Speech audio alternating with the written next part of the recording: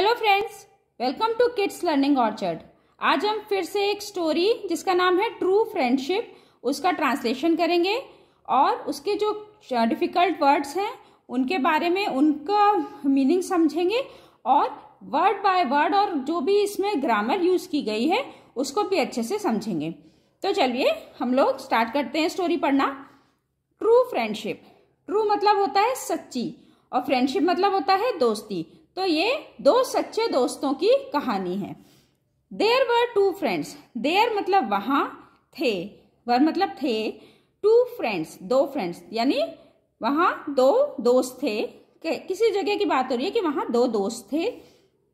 Their friendship was true and fast, ये है THERE यानी जिसको हम वहां के लिए यूज करते हैं, और THEIR ये इसके लिए हम उनकी उनके इस तरीके से हम जब बात करते हैं तो हम ये THEIR का यूज करते हैं।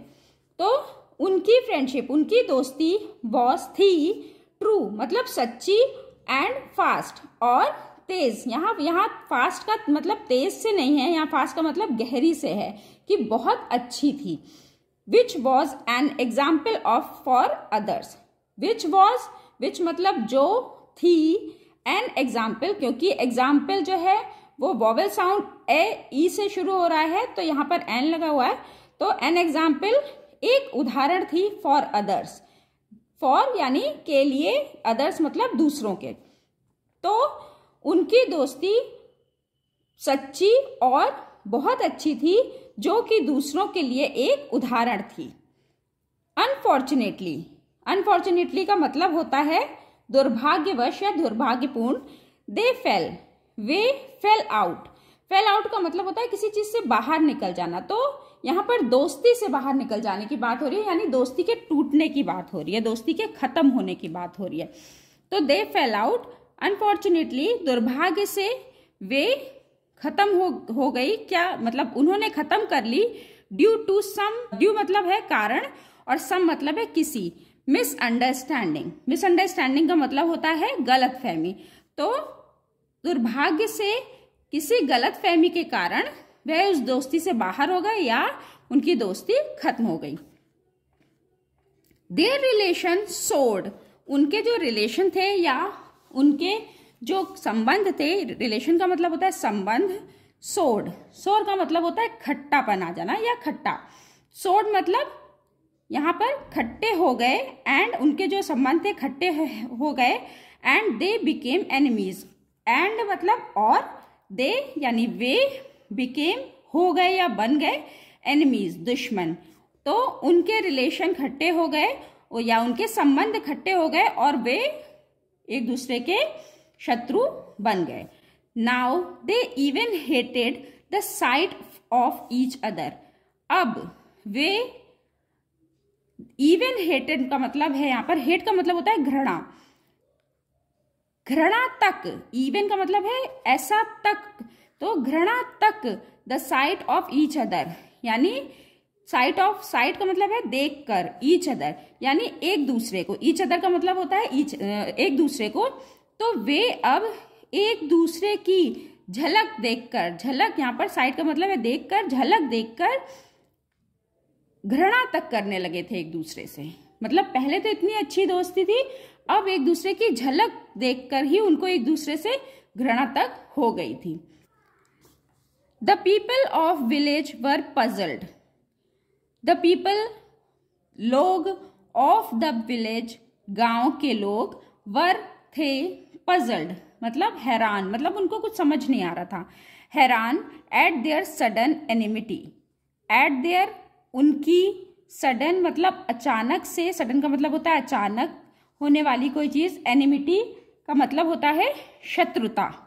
तो जो गांव के लोग थे वो भी उनकी शत्रुता को देखकर बहुत, शत्रुता से बहुत हैरान थे कि इनमें तो बहुत दोस्ती थी लेकिन ये लोग तो एक दूसरे के बिल्कुल शत्रु ही बन गए हैं। वन डे, एक दिन, the father of one of them died, the father पिताजी ऑफ वन ऑफ देम मतलब उनमें से एक के जो पिताजी थे वो मृत्यु, मतलब उनका देहांत हो गया वो, या वो मर गए। All the people went to his house, all the people सभी लोग, वेंट गए, टू हिज हाउस उसके घर, टू शेयर द ग्रीफ यानी शेयर करना मतलब होता है बांटना, द ग्रीफ यानी शोक को बांटना। मतलब जब उसके पिताजी, उनमें से कोई एक था, जो दो दोस्त थे उनमें से किसी एक के पिताजी खत्म हो गए, तो जो सारे लोग थे वो उसके घर गए क्या करने के लिए, शोक को बांटने के लिए। शेयर द ग्रीफ, ग्रीफ मतलब होता है शोक, ऑफ द बिरीव्ड वन, बिरीव्ड का मतलब हुआ शोक में डूबा हुआ। मतलब उस टाइम वो जो दोस्तों में से एक दोस्त था जिसके पिताजी खत्म हो गए थे, वो शोक में डूबा हुआ था। तो उस शोक में डूबे हुए व्यक्ति के शोक को बांटने के लिए सभी लोग उसके घर गए। ठीक। शॉर्टली लेटर, कुछ ही समय बाद, शॉर्टली मतलब कुछ ही, लेटर मतलब बाद में, कुछ समय बाद, द अदर फ्रेंड टू, दूसरा दोस्त, टू मतलब यहाँ भी, दूसरा दोस्त भी, अराइव्ड, अराइव मतलब होता है आना, कहीं पहुंचना, और अराइव्ड हो गया इसका पास्ट, तो आया, देयर वहां, तो कुछ समय बाद उसका दूसरा दोस्त भी वहां आया। एंड एक्सप्रेस्ड, एक्सप्रेस का मतलब होता है व्यक्त करना, और एक्सप्रेस्ड है तो ये हो गया व्यक्त किया, तो आया और व्यक्त किया, his heart felt, heart felt मतलब होता है दिल से, अब दिल से क्या, सिंपैथी, सिंपैथी का मतलब होता है सहानुभूति, सहानुभूति। तो थोड़ी देर बाद दोस्त भी वहां आया और उसने अब दिल से सहानुभूति दी। ठीक। The other were surprised at his arrival, the others मतलब दूसरे लोग, वर सरप्राइज्ड थे, सरप्राइज मतलब होता है आश्चर्य, सरप्राइज का मतलब होता है आश्चर्य, तो सरप्राइज्ड मतलब हो गया आश्चर्यचकित हुए, तो दूसरे लोग भी आश्चर्यचकित थे एट हिज अराइवल, उसके आने पर। अ मैन आस्क्ड, एक व्यक्ति ने वहां पर, आस्क्ड मतलब पूछना, तो एक व्यक्ति ने पूछा, you two are no more friends, you two तुम दोनों, नहीं हो फ्रेंड्स मतलब अब फ्रेंड्स नहीं हो, नो मोर फ्रेंड्स मतलब अब दोस्त नहीं हो, सो वाई हैव यू कम, तो वाई क्यों, have you come, you come मतलब तुम आए हो, क्यों, तो उसने पूछा कि जब तुम दोस्त नहीं हो तो तुम क्यों आए हो। One does not go to another one only because of friendship, one does not go to another one मतलब कोई, यहाँ वन मतलब है कोई, डज नॉट नहीं जाता, गो टू अनदर वन किसी के पास नहीं जाता, only because of friendship, only because का मतलब है केवल, ऑफ फ्रेंडशिप फ्रेंडशिप के लिए, मतलब कोई किसी के पास केवल दोस्ती के लिए नहीं जाता।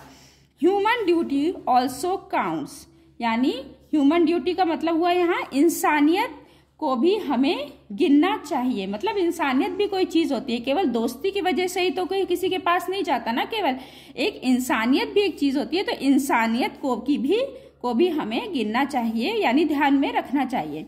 I could not stay away from my one time friend, मैं नहीं रह सकता, स्टे अवे मतलब दूर, फ्रॉम माई मेरे, किससे, मेरे one time friend at this hour of his grief, one time friend मतलब वन टाइम फ्रेंड एक समय का मेरा जो दोस्त था, एक समय मेरा जो दोस्त था, at this hour of grief, this hour का मतलब यहाँ घंटे से नहीं है, इस समय से बात हो रही है, दिस आवर मतलब इस समय, ऑफ हिज ग्रीफ यानी उसके इस शोक के समय, तो मैं अपने एक समय के दोस्त से इस शोक के समय उससे दूर नहीं रह सकता।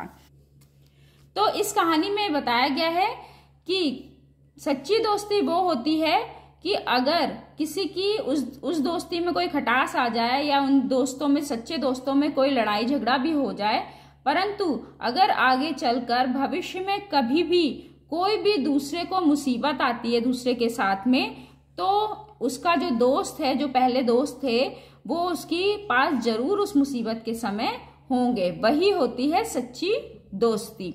मतलब हमारे दोस्त तभी सच्चे दोस्त कहे जाएंगे जब मुसीबत के समय वो हमारे साथ में खड़े हों। तो आई होप आपको स्टोरी अच्छी लगी होगी। अगर अच्छी लगी हो तो मेरे चैनल को सब्सक्राइब कीजिएगा, इस वीडियो को लाइक कीजिएगा और शेयर कीजिएगा। Thank you.